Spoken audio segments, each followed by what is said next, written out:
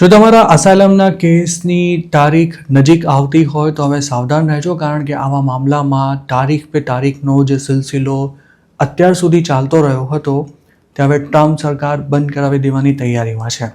Trump એડમિનિસ્ટ્રેશને હાલમાં જ 33 નવા ઇમિગ્રેશન જજીસ અપોઇન્ટ કર્યા છે અને તેમાં સૌથી મહત્ત્વની વાત એ છે કે આ 33માંથી મોટાભાગના જજીસ મિલિટરી બેકગ્રાઉન્ડ ધરાવે છે.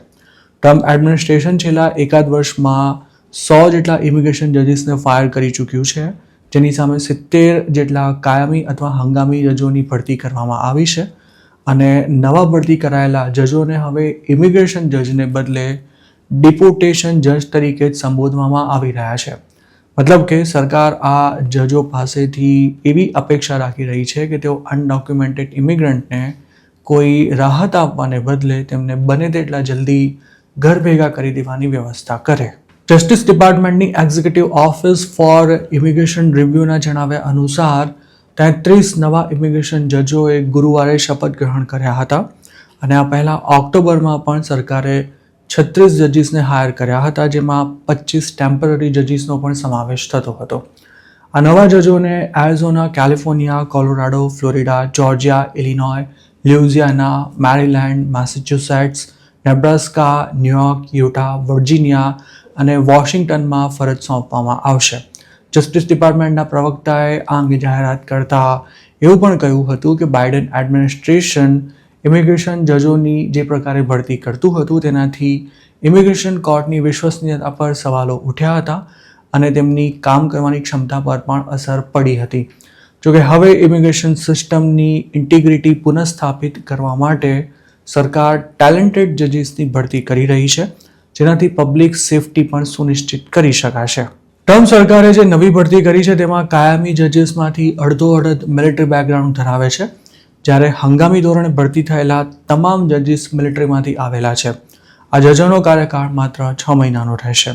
જો તેઓ સરકારના નિર્દેશ પ્રમાણે કામ નહીં કરે તો તેમને ઘર ભેગા કરી દેવાશે અને જેનો ડિપોર્ટેશનનો રેકોર્ડ સારો હશે તે ટેમ્પરરી જજને એક્સટેન્શન આપવામાં આવશે.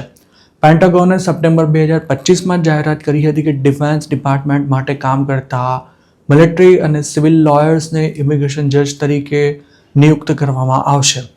ટ્રમ્પે શપથ લીધા ત્યારે અમેરિકામાં 700 ઇમિગ્રેશન જજીસ કાર્યરત હતા, જેમાંથી 100 જજીસને ઘર ભેગા કરી દેવાયા હતા. ઇમિગ્રેશન કોર્ટ્સમાં હાલ 3.2 મિલિયન કેસોનો ભરાવો થયેલો છે, પણ ઓછા જજીસ સાથે આ બેકલોગ ઓછો કરવા માટે ટ્રમ્પ એડમિનિસ્ટ્રેશન આક્રમક નીતિ અપનાવી રહ્યું છે, જેના હેઠળ જજીસને સ્પષ્ટ શબ્દોમાં સૂચના આપી દેવાઈ છે કે તેઓ અસાયલમના ખોટા કેસને લાંબા ખેંચવાને બદલે તેને બને તેટલા જલ્દી પૂરા કરી ડિપોર્ટેશન ઓર્ડર ઇસ્યુ કરી દે. અમેરિકાએ હવે ઇલીગલ બોર્ડર ક્રોસિંગ કરતા પકડાયા હોય તેવા લોકોને બોન્ડ પર છોડવાનું પણ બંધ કરી દીધું છે અને 2025માં આવી રીતે અરેસ્ટ થયેલા ઘણા ઇન્ડિયન્સ ડિપોર્ટ પણ થયા છે. આ સિવાય હાલ જેમનો અસાયલમનો કેસ ચાલે છે તેમના પર પણ સખ્તી વધારવા ટ્રમ્પ એડમિનિસ્ટ્રેશન એક મહત્વનો નિર્ણય લેવા જઈ રહ્યું છે.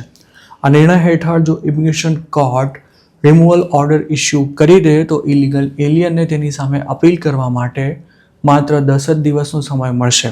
તેમાં મોડું થશે તો અપીલ્સ બોર્ડ કેસ રિજેક્ટ કરી નાખશે અને તેનાથી કોર્ટના નિર્ણય બાદ ડિપોર્ટેશન આસાન બની જશે.